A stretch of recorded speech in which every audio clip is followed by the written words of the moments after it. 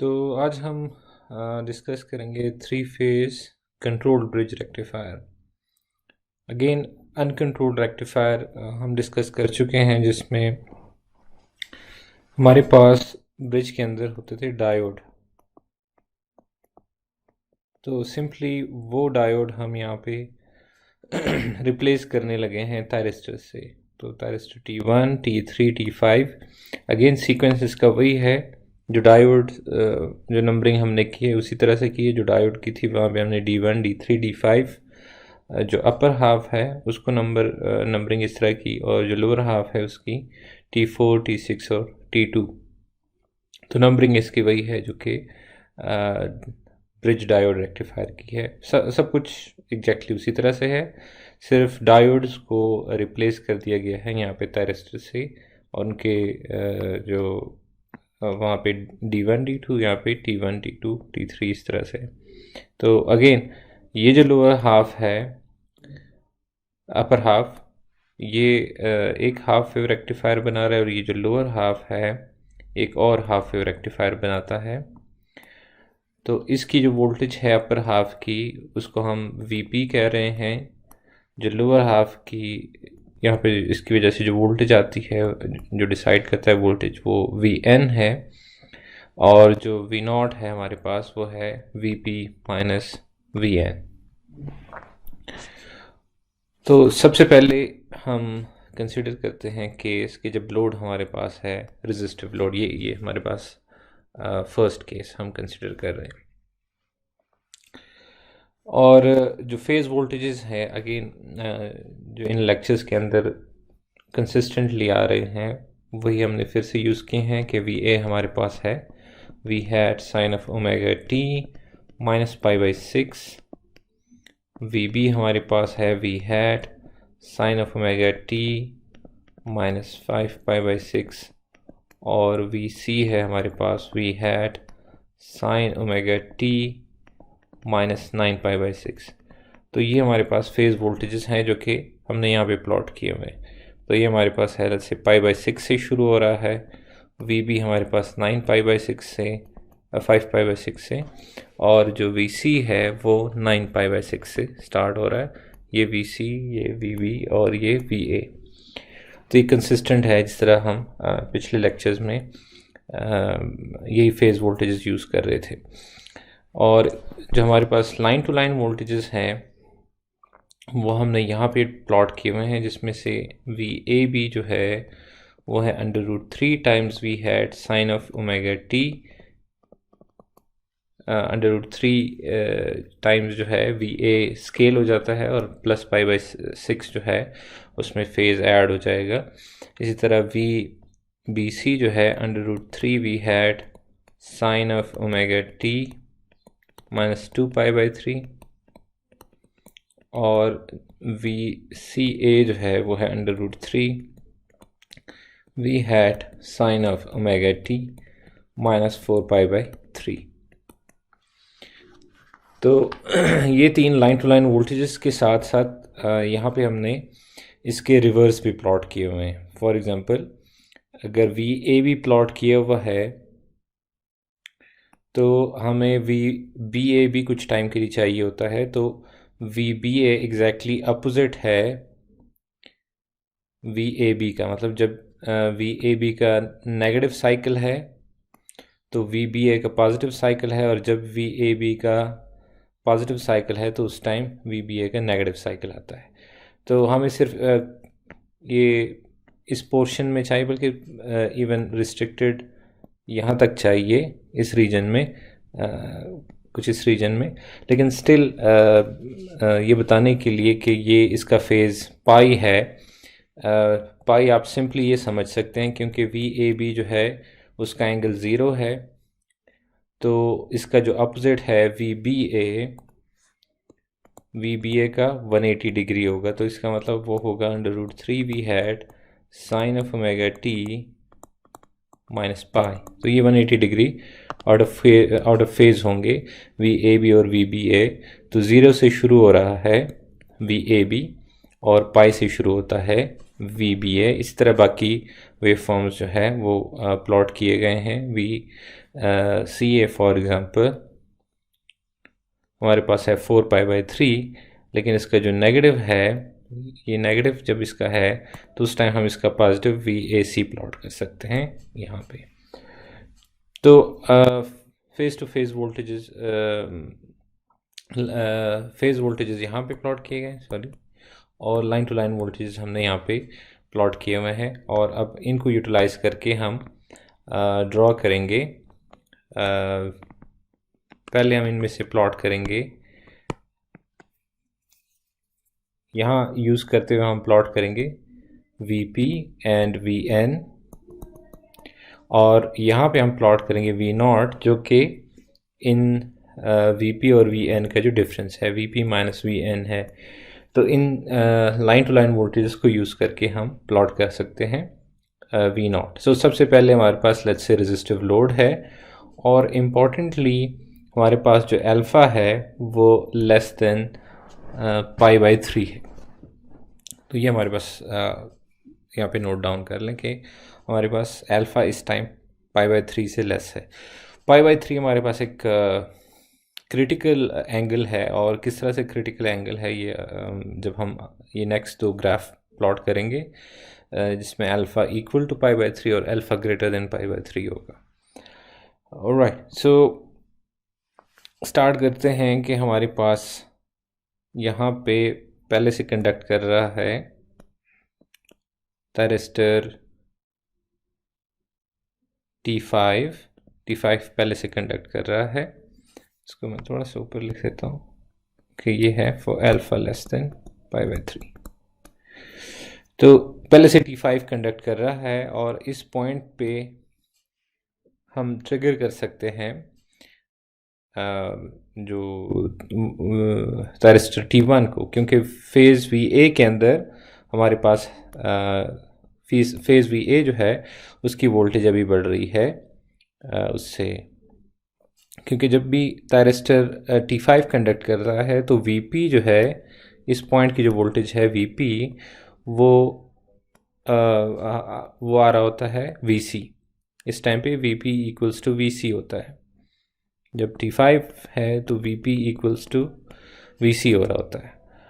अब यहाँ पे हम फायर कर सकते हैं T1 को, लेकिन अगर हम नहीं फायर करते तो स्टिल T5 कंडक्ट करेगा इस पॉइंट तक, और उसके बाद हम फायर कर देते हैं थायरिस्टर T1 को। यहाँ पे हम ट्रिगर कर देते हैं T1 को। तो जब T1 को ट्रिगर करते हैं तो VP के ऊपर आ जाएगा, उसके जब T1 ऑन हो गया तो उसके बाद हमारे पास T1 ऑन है तो VP इक्वल्स टू VA होगा, और ये VP इस तरह आता रहेगा। इस पॉइंट पे अब हम फायर कर सकते हैं थायरिस्टर T3 को। तो T1 और यहाँ पे अब हम फायर कर सकते हैं T3 को, और जब T3 को हम फायर कर देंगे, यहाँ तक T1 ऑन था, अब यहाँ से आगे ऑन होगा T3। तो जब T3 ऑन होगा तो VP हमारे पास होगा इक्वल्स टू VB, और फिर आउटपुट पे आता रहेगा VB जब T3 ऑन है। इस पॉइंट पे हम फिर से अब ट्रिगर कर सकते हैं थायरिस्टर T5 को, लेकिन ये हमारे ऊपर है कि अगर हम उसको आउटपुट को ये डिले करना चाहते हैं फायरिंग एंगल को, तो हम आउटपुट को इस तरह से एडजस्ट कर सकते हैं। ठीक है, ये फायरिंग एंगल इस काम के लिए होता है। तो इस पॉइंट पे आके लेट्स से हम अगेन फायर करते हैं थायरिस्टर T5 को। तो अगर मैं इसको, अगर हम ये देखें कि आउटपुट पे आ रहा है VA, इसका मतलब यहाँ पे T1 ऑन है, यहाँ पे आउटपुट पे आ रहा है VP पे आ रहा है, सॉरी रेड में जो मैं बना रहा हूँ, तो ये मैं बना रहा हूँ VP। इसको मैं क्लैरिफाई कर दूँ कि ये हम बना रहे हैं VP जो रेड में है। तो T1 ऑन है, फिर हमारे पास ऑन है T3, उसके बाद ऑन हो रहा है T5, उसके बाद ऑन हो रहा है फिर से T1, और फिर से T3। तो Vp ये Vp कहाँ से आ रहा है? जो अपर हाफ है हमारे पास थायरिस्टर T1, T3 और T5 से, ये हमने सिर्फ अपर हाफ को कंसिडर किया। अब लोअर हाफ को अगर हम कंसिडर करते हैं तो उससे हमें मिलता है Vn, ये हमें मिलता है T4, T6 और T2 से। इन थायरिस्टर्स की टाइमिंग से हमें मिलता है T4, T6 एंड T2 की फायरिंग, ये कंडक्शन से हमें मिलता है Vn। तो ये हम बॉटम में प्लॉट करेंगे, क्योंकि ये जो पॉइंट है ये इनका कॉमन एनोड पॉइंट है। तो यहाँ पे हमें देखना होता है कि मिनिमम वोल्टेजेस कौन से हैं। ओके, तो इस पॉइंट के ऊपर हमारे पास Vb लेस हो जाता है, मतलब वहाँ अपर हाफ में हम ये देखते हैं कौन सा वोल्टेज किस के नोड पे वोल्टेज जो है वो मैक्सिमम हो रहा है। यहाँ पे हम देखते हैं कि किसके एनोड पे कैथोड पे वोल्टेज मिनिमम हो रहा है। तो ये वाला जो Vb है ये लेस हो रहा है कंपेयर टू Va। तो इसका मतलब Va जो है पहले से कंडक्ट करता है, ये इसकी कंडक्शन चल रही है, आउटपुट पे अपीयर Vn पे अपीयर हो रहा है। और इस पॉइंट के ऊपर, ज़ीरो के ऊपर हम फायर करवा सकते हैं इसको Vb को, लेकिन कुछ डिले के बाद हम फायर करवाते हैं तो उसके बाद हमारे पास आना शुरू हो जाएगा Vn के ऊपर Vb। और इस पॉइंट के ऊपर आके अब Vc, ये देखें ये मिनिमम हो रहा है, मतलब इवन उससे लेस हो रहा है Vb से। तो इसका मतलब इस पॉइंट के ऊपर हम Vc को फायर करवा सकते हैं, लेकिन कुछ डिले के बाद अगर हम करवाते हैं तो ये वो एंगल डिले एंगल है। इसी तरह इस पॉइंट के ऊपर अब हम Va के अंदर जो थायरिस्टर है दैट इज़ T4 उसको फायर करवा सकते हैं। तो इस पॉइंट के ऊपर एग्जैक्टली हम करवा देते हैं। फिर ये अब हमारे पास है सॉरी ये था Vc, सो Vc के अंदर लगा हुआ है T2 फायर करवा सकते हैं। अब जो है T4 की बारी है, तो इस पॉइंट के आगे हम T4 फायर करवा सकते हैं। ये हमारे पास आ गया T4 जब कंडक्ट करता है, नहीं सॉरी मैंने रिवर्स बोल दिया, T4 सही था, क्योंकि Va जो है ये Va तभी आ रहा होता है जब T4 कंडक्ट कर रहा होता है। तो इसके बाद अब जब फायर करेंगे हम Vb के अंदर जो लगा हुआ है T6, जब T6 को फायर करवाएंगे तो आउटपुट पे आएगा Vn पे आएगा Vb, और ये इस तरह से चलता जाएगा। मैं अभी जो सीक्वेंस है वो लिख देता हूँ यहाँ पे, कि यहाँ पे Vb को आप अगर एक्सटेंड करें ये, ठीक है, तो इसका मतलब Vb आ रहा है Vn पे, मतलब ये जो हमने प्लॉट किया है लोअर हाफ की वजह से ये Vn है। और जो इस इंटरवल के दौरान, इस पर्टिकुलर इंटरवल के दौरान Vn जो है वो है Vb। तो Vb तब आएगा जब T6 कंडक्ट कर रहा होता है, तो इसका मतलब यहाँ पे T6 हमने फायर किया।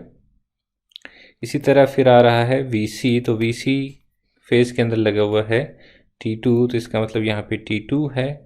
और उसके बाद है फेज Va, तो फेज Va तब आता है जब T4 कंडक्ट करता है, तो T4, और ये साइकिल इसके बाद रिपीट होगा T6 एंड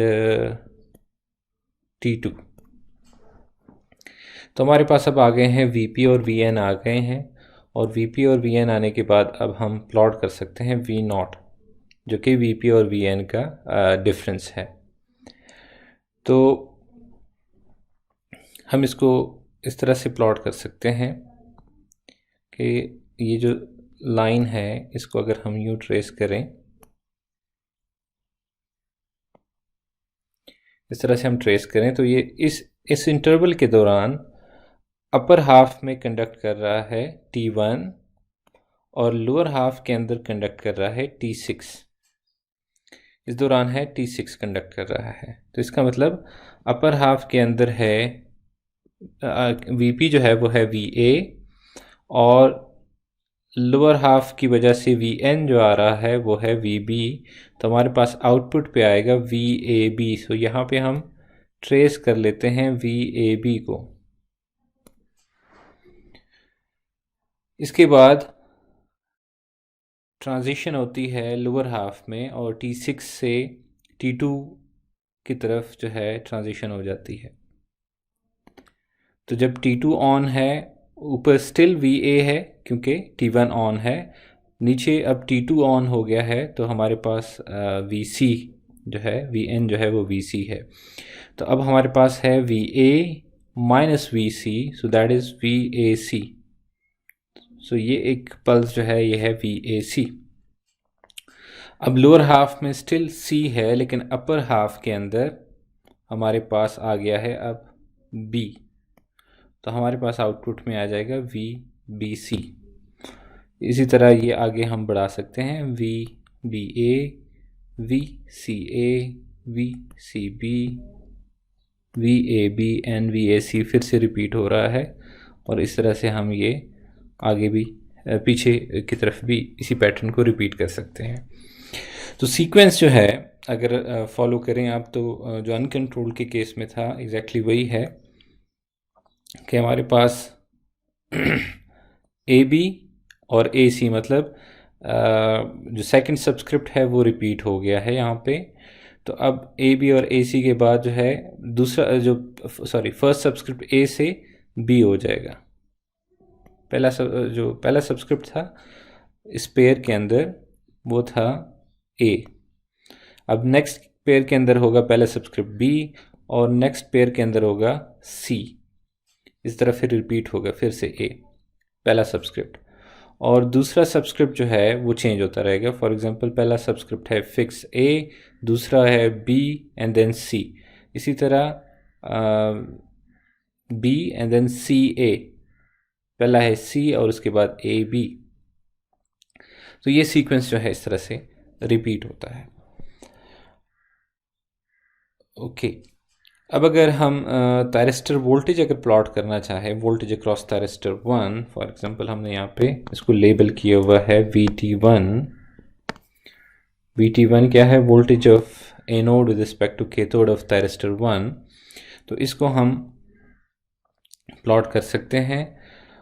सिंपली हमें ये देखना है पहले कि थायरिस्टर 1 किन रीजन में कंडक्ट कर रहा है।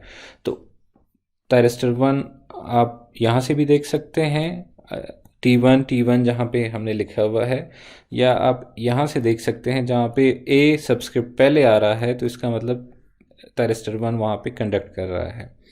तो ये वो रीजन है जिसमें आपको थायरिस्टर 1 कंडक्ट करता मिल रहा है, और फिर उसके बाद ये रीजन है जिसमें थायरिस्टर 1 कंडक्ट कर रहा है।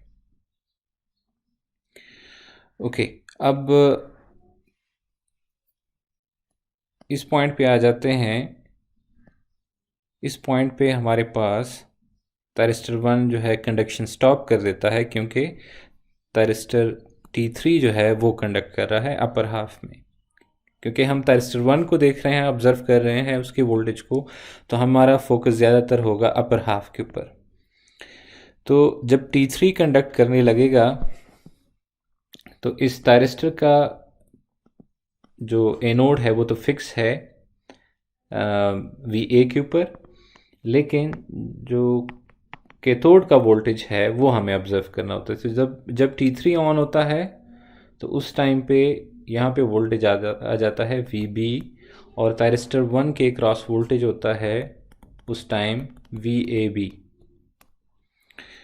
तो क्योंकि ये सिचुएशन है हमारे पास इस टाइम पे, तो हमारे पास VAB जो है वो आएगा अक्रॉस दी थायरिस्टर 1। तो ये है VAB, और ये तब तक VAB आएगा जब तक कि T5 कंडक्ट नहीं करने लगता। जब T5 कंडक्ट करने लगेगा तब थायरिस्टर 1 के क्रॉस होगा VAC। सो थायरिस्टर T5 कंडक्ट कर रहा है इस पॉइंट के ऊपर। यहाँ से अगर हम देखें तो वो इस पॉइंट के ऊपर कंडक्ट कर रहा है। तो इस पॉइंट से हम जंप करेंगे VAC पे और यहाँ तक ये काम चलता रहेगा। इसी तरह से हम इसको पीछे अगर एक्सटेंड करें तो ये इस तरह से है। ये है हमारे पास वोल्टेज अक्रॉस थायरिस्टर 1। बाकी थायरिस्टर की अगर हम प्लॉट करना चाहें तो वो शेप इसी तरह से होगी लेकिन शिफ्टेड होगी। ठीक है, हमने सिर्फ एक थायरिस्टर का यहाँ पे जो है वो प्लॉट किया है, बाकी थायरिस्टर्स का भी इसी तरह से होगा लेकिन शिफ्टेड होगा। अगर हम वोल्टेज करंट थ्रू से फेज़ ए का जो करंट है लेट मी IA, अगर ये प्लॉट करना चाहें तो अगेन हमें ये देखना है कि थायरिस्टर 1 कंडक्ट किस रीजन में कर रहा है। तो ये वो रीजन है जिसमें वो कंडक्ट कर रहा है और शेप जो करंट की होगी वो एग्जैक्टली उसी तरह से होगी जिस तरह वोल्टेज की है। ये शेप होगी, फिर ज़ीरो की तरफ आएगा। ये रीजन है जब T1 कंडक्ट कर रहा है।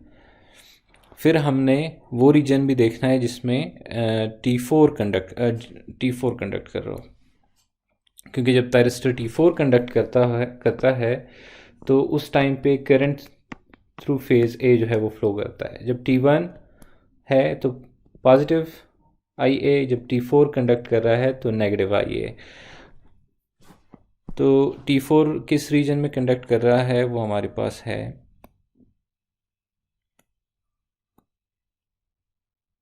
ये रीजन है, और शेप जो है इसी तरह से होगी लेकिन रिवर्स।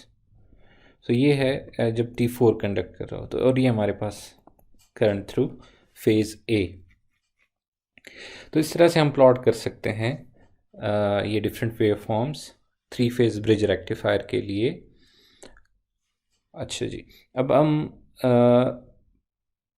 देखना चाहते हैं आउटपुट की एवरेज वैल्यू, जो कि हमेशा से हमारी रिक्वायरमेंट होती है, आउटपुट की एवरेज वैल्यू। तो V0 एवरेज हम फाइंड करना चाह रहे हैं यहाँ पे। V0 एवरेज, अब ये एक 6 पल्स रेक्टिफायर है क्योंकि इनपुट के एक साइकिल के अंदर हमारे पास 6 पल्सेस हैं, 1 2 3 4 5 6। एक साइकिल के अंदर 6 पल्सेस आ रही हैं आउटपुट में। तो V0 एवरेज के लिए हमारे पास जो एवरेजिंग इंटरवल है वो है 1/3/पाई, मैं डायरेक्टली लिख लेता हूँ, 2π/6 है तो वो 3/पाई रह जाएगा। अच्छा, अब मैं इंटीग्रेट करने लगा हूँ तो मैं इन 6 पल्सेस में से किसी एक को भी कर सकता हूँ, लेकिन मैं ये फर्स्ट जो है इसको करता हूँ क्योंकि VAB का जो इक्वेशन है उसमें कोई फेज शिफ्ट नहीं है। तो VAB को मैं इंटीग्रेट करूँगा जिस टाइम के लिए वो आउटपुट पे अपीयर हो रही है, मतलब किसी एनी अदर टाइम नहीं, उस टाइम पे जब वो आउटपुट पे अपीयर हो रही है। तो आउटपुट पे वो अपीयर हो रही है during π/3 plus alpha to 2π/3 plus alpha. इसको मैं क्लैरिफाई कर देता हूँ।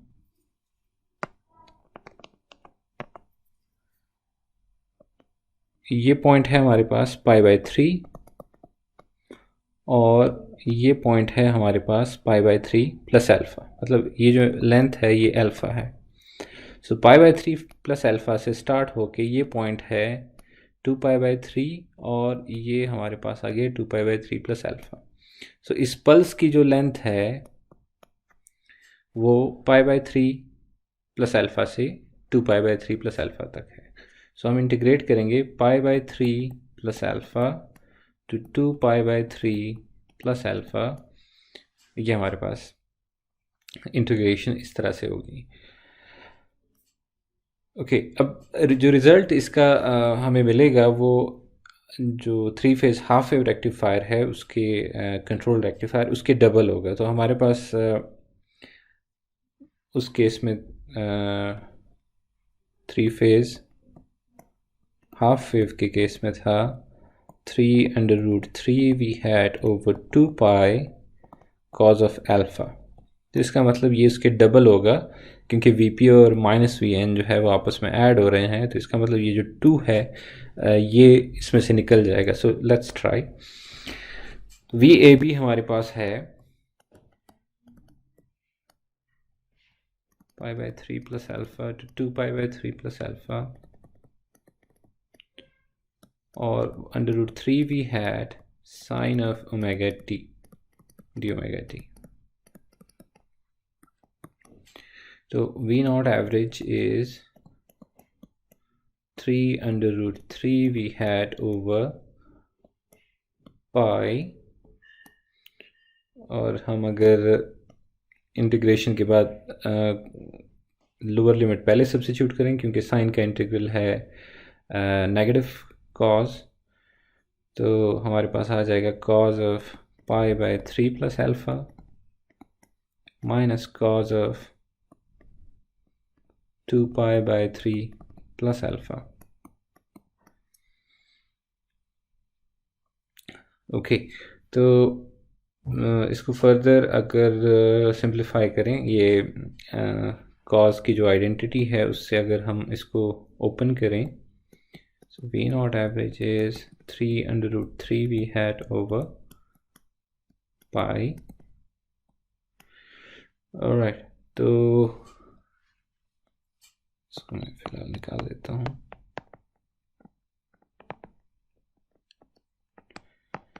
तो आइडेंटिटी अगर हम यूज़ करें तो हमारे पास आ जाएगा cos of π/3 cos alpha minus sine π/3 sine alpha, and then a minus cos of 2π/3 cos alpha, and then a minus sine 2π/3 sine of alpha.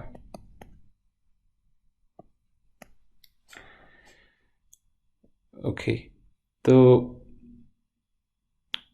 इसमें जो नेगेटिव साइन है, जो साइन वाली टर्म है, अगर इसको पहले हम ऑब्ज़र्व करें कि ये माइनस यहाँ पे मल्टीप्लाई होके प्लस हो जाएगा, और ये जो है स्टिल यहाँ पे नेगेटिव रहता है, और साइन 2π/3 जो है, क्योंकि साइन 2π/3 साइन π/3 के इक्वल होता है, तो इसका मतलब ये जो साइन वाली टर्म्स हैं ये निकल जाएंगी, और आपके पास रह जाएगा V naught average equals to 3 √3 V hat over pi cos of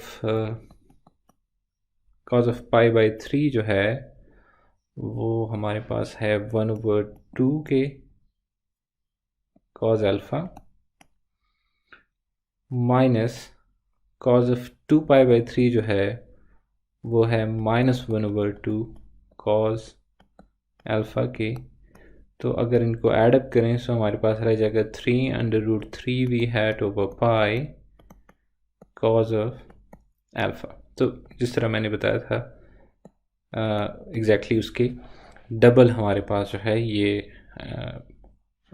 जो डीसी लेवल है ये आ गया है compare to 3 phase half wave rectifier.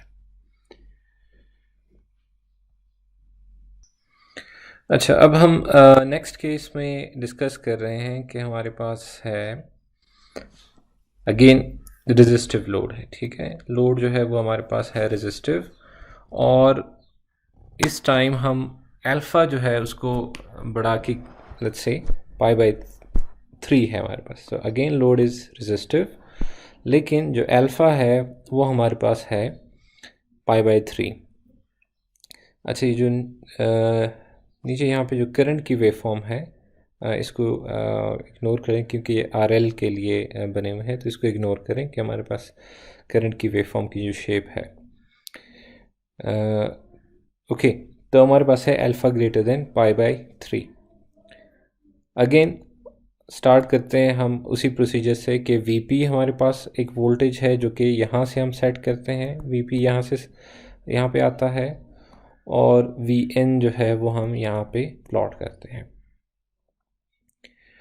तो अपर हाफ में अपर हाफ के जो थायरिस्टर्स हैं T1, T3 एंड T5, वो Vp डिटरमिन होता है उससे, और जो लोअर हाफ है T4, T6 और T2 उससे Vn डिटरमिन होता है उनकी कंडक्शन से।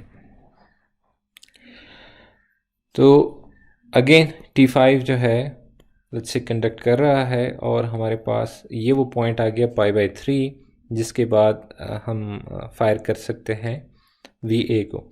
अब जो इस पॉइंट से आगे जो हम डिले देने लगे हैं वो है एग्जैक्टली हम देने लगे हैं π/3 का। तो यहाँ से π/3 जो बनता है वो बनता है 2π/3। तो यहाँ तक हम डिले दे रहे हैं, और इस पॉइंट पे अब हम फायर करने लगे हैं थायरिस्टर T1 को। थायरिस्टर T1 हम यहाँ पे फायर करने लगे हैं, ठीक है। यह है फॉर अल्फा इक्वल्स टू π/3। तो जब T1 फायर करेंगे तो आउट Vp पे आएगा हमारे पास T1। उसके बाद हम फायर करने लगे हैं इस पॉइंट पे थायरिस्टर T3 को, और फिर इस पॉइंट पे आके अब हम फायर करने लगे हैं T5 को। इस पॉइंट पे फिर से T1, इस तरह से। तो ये हमारे पास जो रेड में मैंने बनाया ये Vp, और अभी हमारे पास जो लेंथ है क्रॉसिंग से फायरिंग तक वो π/3 है, ये हमने π/3 रखा है। इसी तरह अब हम प्लॉट कर सकते हैं Vn को। ये पहला क्रॉसिंग है, और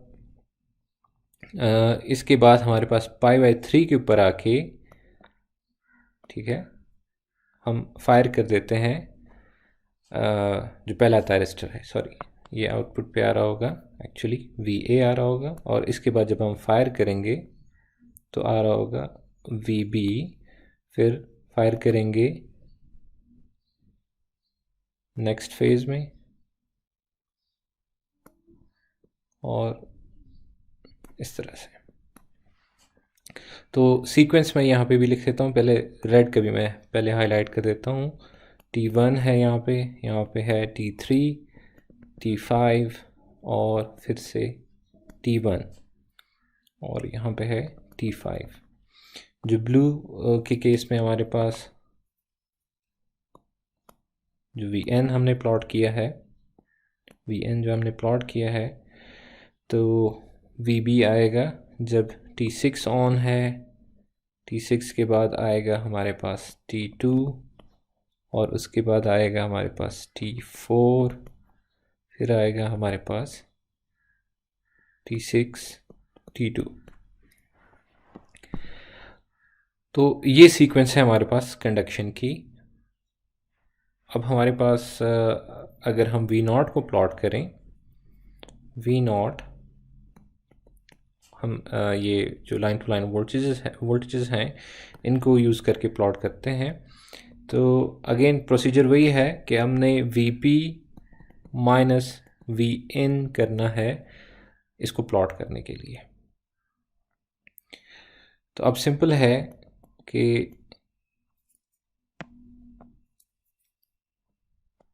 हम एक लाइंस ड्रॉ कर लेते हैं। इसमें Va माइनस Vb जो है सॉरी इस दौरान है हमारे पास Vc, Vp जो है वो है Vc, और हमारे पास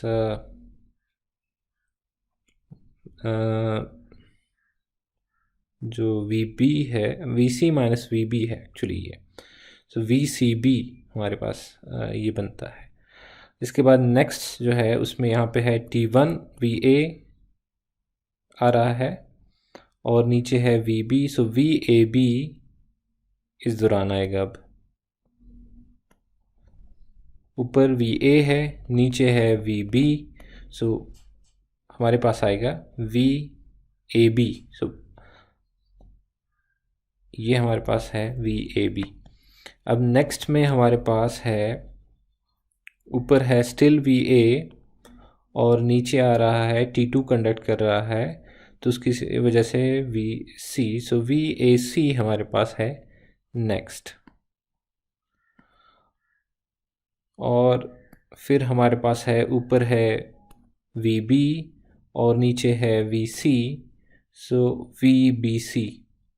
और ये हम इस पैटर्न को कंटिन्यू कर सकते हैं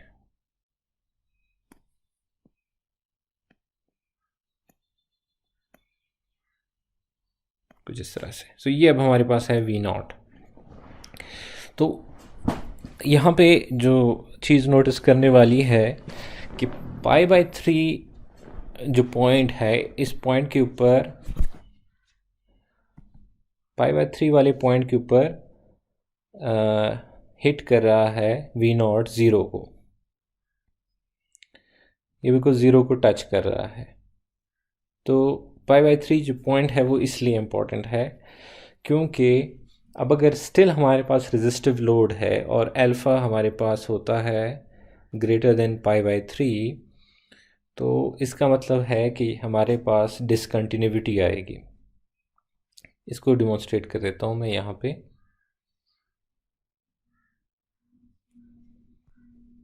कि लेट हमारे पास है alpha greater than pi by 3 this time.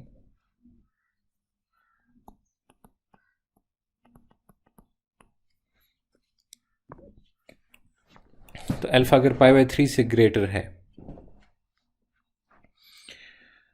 Okay, तो अगेन वही पैटर्न स्टार्ट लेते हैं हम कि से T5 जो है वो कंडक्ट कर रहा है पहले से,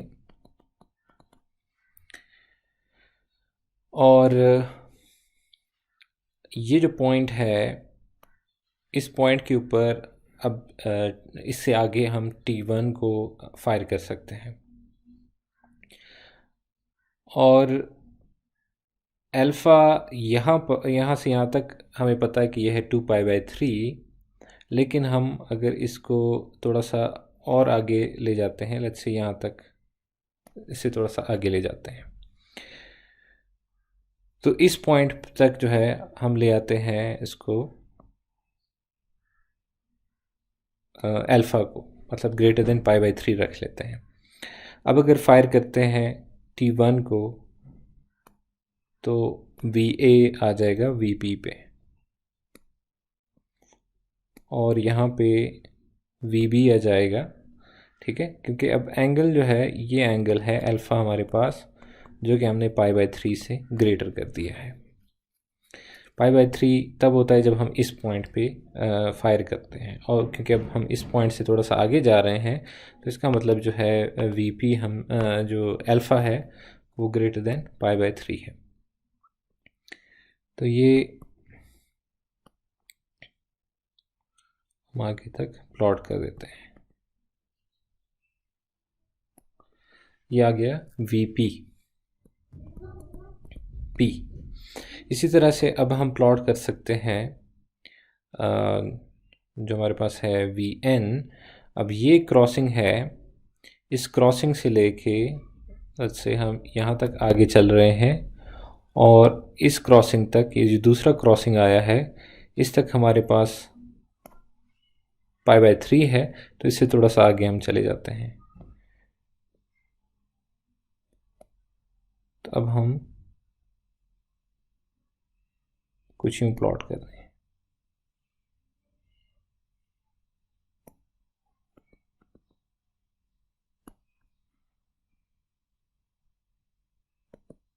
तो ये मैं प्लॉट कर रहा हूँ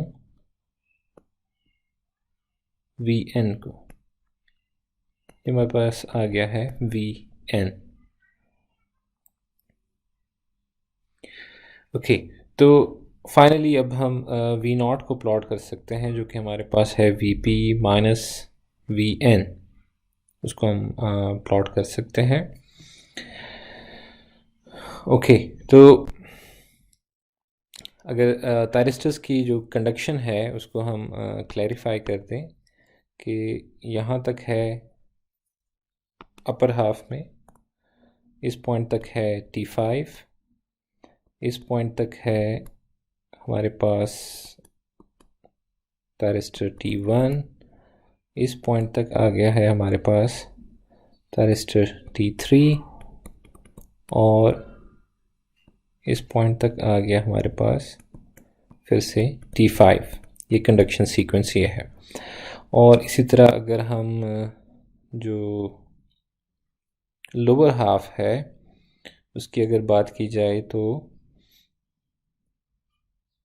ये जो रेंज है इसके अंदर कंडक्ट कर रहा है हमारे पास T6, क्योंकि VB है और VB लगा हुआ VB के अंदर लगा हुआ है लोअर हाफ में T6। इसी तरह फिर हमारे पास है VC और T2 हमारे पास है लोअर हाफ में फेज C के अंदर। फिर हमारे पास आ जाता है VA के अंदर T4 और ये फिर रिपीट होता है सीक्वेंस अगेन T6 और इसको अगर यहाँ पे ले आए तो T4। तो ये कंडक्शन सीक्वेंस है हमारे पास अपर और लोअर हाफ के अंदर।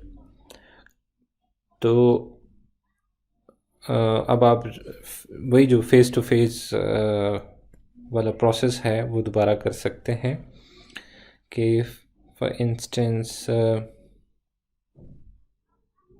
हमारे पास है,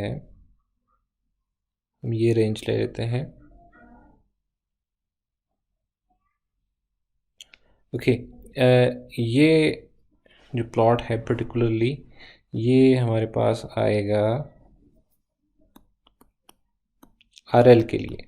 ये इम्पोर्टेंट है पॉइंट, ये आएगा RL के लिए क्योंकि मैंने जो एजम्पशन यहाँ पे कर ली है वो ये कि आउटपुट जो है हर सूरत में आ रहा है, मतलब आउटपुट हर सूरत में जो है वो अपीयर हो रहा है। अगर ये मेरे पास है रेजिस्टिव लोड है फॉर एग्ज़ाम्पल, तो फिर हमारे पास कुछ टाइम ऐसा आएगा जिसमें ये ज़ीरो होगा, आउटपुट जो है वो ज़ीरो होगा। इसको फ़िलहाल प्लॉट कर लेते हैं कि अगर लेट्स से हमारे पास अल्फ़ा ग्रेटर देन π/6 है, पहले इसको प्लॉट कर देते हैं। लेट्स से ये RL लोड है और फिर उसके बाद मैं आपको बताता हूँ कि कहाँ पे जो डिसकंटिन्यूटी का जो ख़दशा है वो कहाँ पे है। तो इस पॉइंट पे हो ये रहा है कि हमारे पास है एक VB है, जो VP है, उधर है VB और नीचे वाले केस में हमारे पास है VC। सो इट्स VBC हमारे पास एक्चुअली आ रहा है VBC, और ये VBC आ रहा है तब तक जब तक हम इस पॉइंट पे नहीं पहुंच जाते। सो VBC आता रहेगा जब तक हम नेक्स्ट ट्रिगरिंग नहीं हो जाती। अब नेक्स्ट ट्रिगरिंग जो है यहाँ पे जब हो जाती है इसके अंदर लोअर हाफ के अंदर, और हम VB से VA पे स्विच कर जाते हैं। अब ये जो है VA है, जबकि जो VB है वो फिक्स है। सो अभी हमने VBA पे मूव करना है। तो ये हमारे पास है VBA और हम यहाँ पे आ जाएंगे। ठीक है, इसका जो नेगेटिव पार्ट है वो हमने प्लॉट नहीं किया, लेकिन मैं खुद इसको एक्सटेंड कर रहा हूँ कि अगर करंट जो है वो कंटिन्यूस है तो VBA हमारे पास नेगेटिव भी हो जाएगा। ओके, अब हमारे पास VA स्टिल है क्योंकि T4 ऑन है लोअर हाफ के अंदर। अपर हाफ के अंदर हमने स्विच कर दिया है, थायरिस्टर VC जो है थायरिस्टर फेज C के अंदर जो थायरिस्टर है दैट इज़ T2, उसको ऑन करा दिया है। तो जब उसको ऑन करा देते हैं लोअर हाफ में स्टिल हमारे पास ऑन है T4, और अपर हाफ के अंदर VC तब आउटपुट पे आएगा जब T5 ऑन हो। सो VC minus VA is VCA, तो हमारे पास आ जाएगा VCA इस तरह से। अब एक और स्विचिंग होगी और इस टाइम स्विचिंग हो रही है लोअर हाफ के अंदर जब T6 ऑन हो रहा है, और T6 ऑन होने की वजह से Vn बन जाता है Vb, क्योंकि अब T6 कंडक्ट कर रहा है लोअर हाफ के अंदर। तो अपर हाफ में है A और लोअर हाफ के अंदर आ गया है, सॉरी, अपर हाफ के अंदर आ गया है C और लोअर हाफ के अंदर है B, सो ये आ गया है VCB। तो ये पार्ट्स जो है हम ट्रेस कर सकते हैं कुछ यूँ।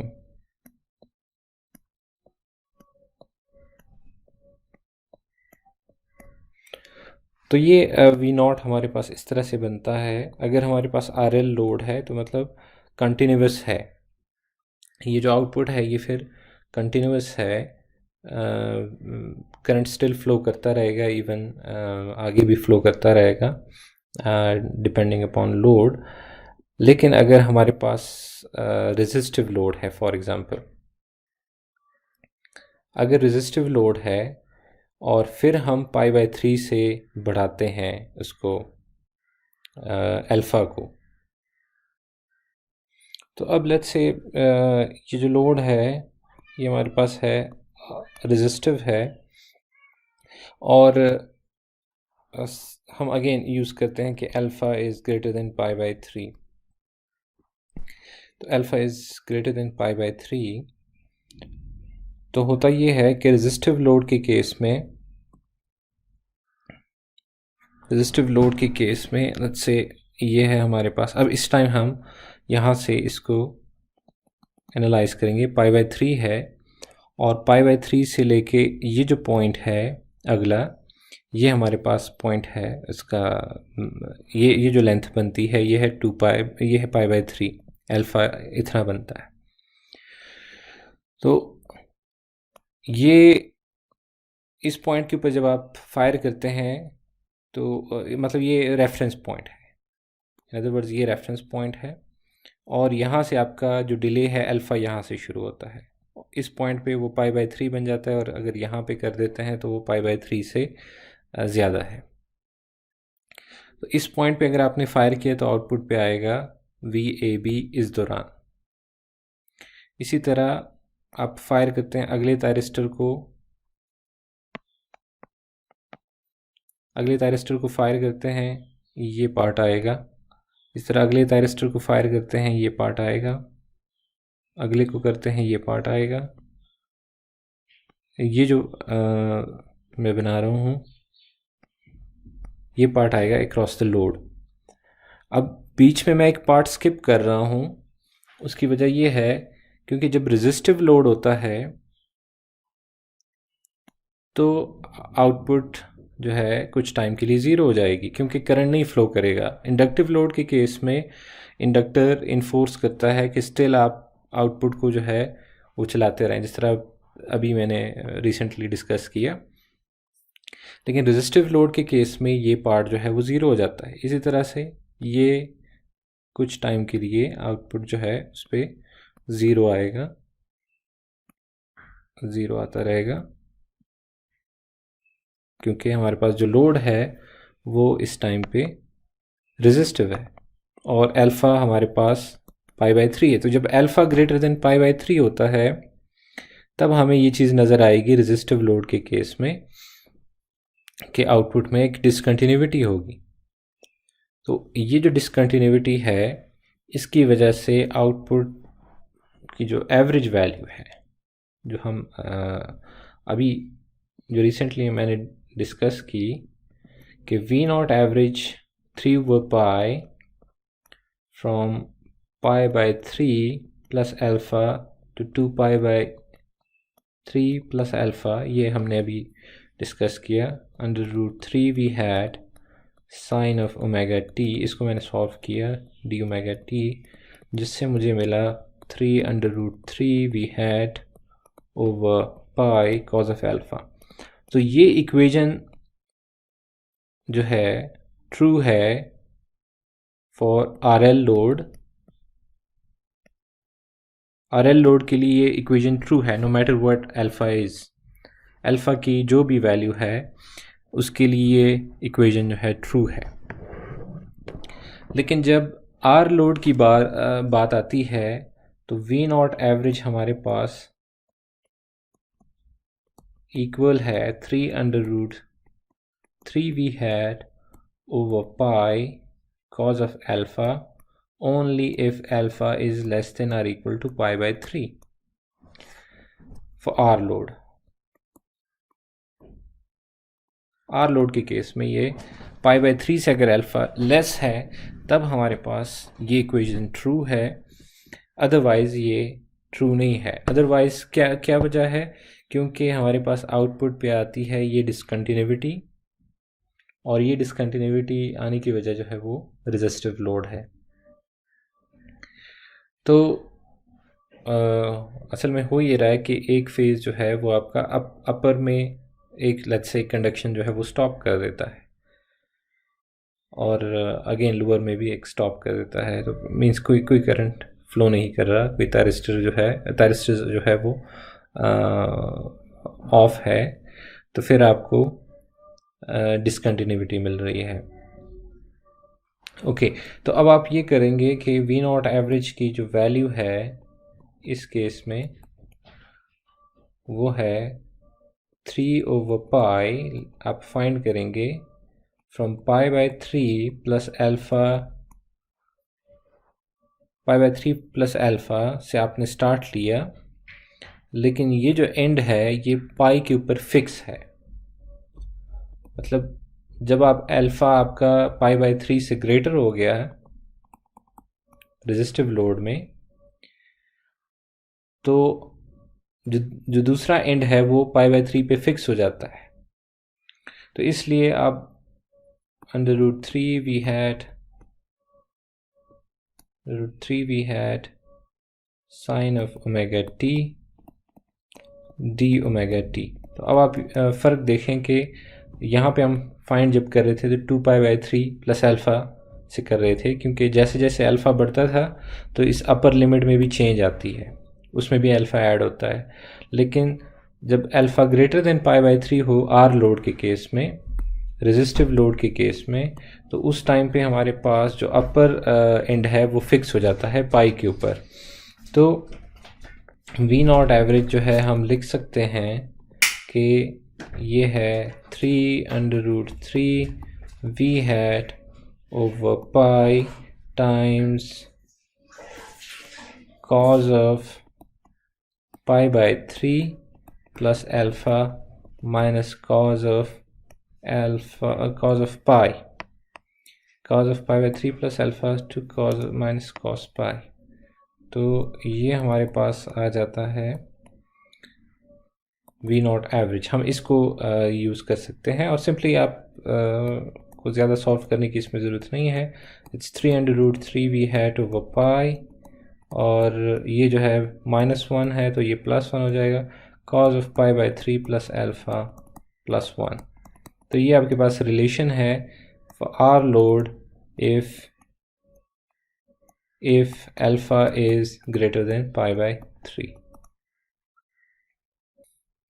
अच्छा, तो RMS वैल्यू आउटपुट की, अगर हमारे पास ये कंटिन्यूस करंट केस है, वी नॉट RMS हम फाइंड कर सकते हैं अगर हमारे पास है आउटपुट अगर करंट जो है वो कंटिन्यूस है तो 3/पाई, और इंटीग्रेट कर सकते हैं हम pi by 3 plus alpha to 2 pi by 3 plus alpha, और अंडर रूट हमारे पास जो फंक्शन है VAB है इस दौरान, तो हम √3 V hat sine omega t whole square d omega t. तो इसको हम सिंप्लीफाई कर सकते हैं वी नॉट RMS, और 9 times V hat over pi. अगर वी है ये √3 का स्क्वायर ले तो ये 3 हो जाएगा बाहर निकाल के, ये जो दूसरे 3 है उसके साथ मल्टीप्लाई होकर 9 बन जाएगा, और हमारे पास जो टर्म है 1 minus cos of 2 omega T, उस तरह से हम लिख देते हैं साइन स्क्वायर को 1 माइनस कॉस 2 ओमेगा टी, और जिसका 2 है वो मैं बाहर लिख देता हूँ और इंटीग्रेट कर देते हैं हम pi by 3 plus alpha to 2 pi by 3 plus alpha तक टाइम्स डी ओमेगा टी। तो अब सिंप्लीफाई कर सकते हैं हम V naught R M S equals to 9 V hat square over 2 pi, और 1 का जो इंटीग्रल हम लेंगे तो वो हमारे पास आ जाएगा 2 pi by 3 2 pi by 3 plus alpha minus pi by 3 plus alpha. So alpha alpha के साथ कैंसिल हो जाएगा और हमारे पास रह जाएगा पाई बाय 3 रह जाएगा। और जो दूसरी टर्म है माइनस, उसका आप इंटीग्रल लेंगे तो वो 1/2 चेन रूल के ज़रिए जो है वो आ जाएगा, और उसमें इंटीग्रेट करेंगे जब हम तो sine of 2 times pi by 3 plus alpha minus sine of 2 times 2 pi by 3 plus alpha. तो अंडर रूट। तो ये हमारे पास एक इंटीग्रेशन का जो स्टेप है वो हमने परफॉर्म कर लिया है, और सिर्फ इसको, ये जो टर्म है इसको हमने ओपन करना है, मतलब सिंप्लीफाई करना है। मैं इसको इक्वेशन 1 कह देता हूँ, और इसको आइडेंटिटी यूज़ करके हम सिंप्लीफाई कर देते हैं। So cos of sine of 2 pi by 3 plus 2 alpha और minus sine of 4 pi by 3 plus 2 alpha. ये हमारे पास टर्म्स हैं। तो हम लिख सकते हैं, पहले को लिख सकते हैं हम sine of 2 pi by 3 cos of 2 alpha, and then a plus cos of 2 pi by 3 cos of 2 pi by 3 sin of 2 alpha। जो नेक्स्ट टर्म है वो हमारे पास है sin of 4 pi by 3 sin of cos of 2 alpha and plus cos of 4 pi by 3 sin 2 alpha। तो ये दोनों जो है, अगर आप इसको एक्सपेंड कर दें तो दोनों साइन वाले वो हैं, आइडेंटिटीज़ हैं। Sine times cos, then cos times sine, okay ये ठीक है। फिर इसी तरह sine times cos, cos times sine, ये ठीक है। अब सिंपली सब्स्टिट्यूट करनी है हमने वैल्यूज़। जी, वैल्यूज सब्स्टिट्यूट करेंगे तो ओके, कौन सी टर्म जो है वो कैंसिल हो सकती है उसको आइडेंटिफाई कर लेते हैं। राइट, तो हमारे पास है sine of 2 pi by 3 is under root 3/2, और फिर हमारे पास है cos of 2 alpha plus cos of 2 pi by 3 is cos of 2 pi by 3 is minus 1/2 times sin 2 alpha minus sine of 4 pi by 3. Sine of 4 pi by 3 is, it's going to be negative negative under root 3 over 2 cos 2 alpha, and then cos of 4 pi by 3. Cos of 4 pi by 3 is, so cos of 4 pi by 3. So we have a cos function. This is 0. This is 90 pi by 2. And this is 2 pi by 3. Here is a 4 pi by 3. This is pi. So 4 pi by 3 is also, 4 pi by 3 is minus under root 3 over 2 sine of 2 alpha. Sine of 2 alpha. No, it's half 1 over 2, sorry. It's 1 over 2.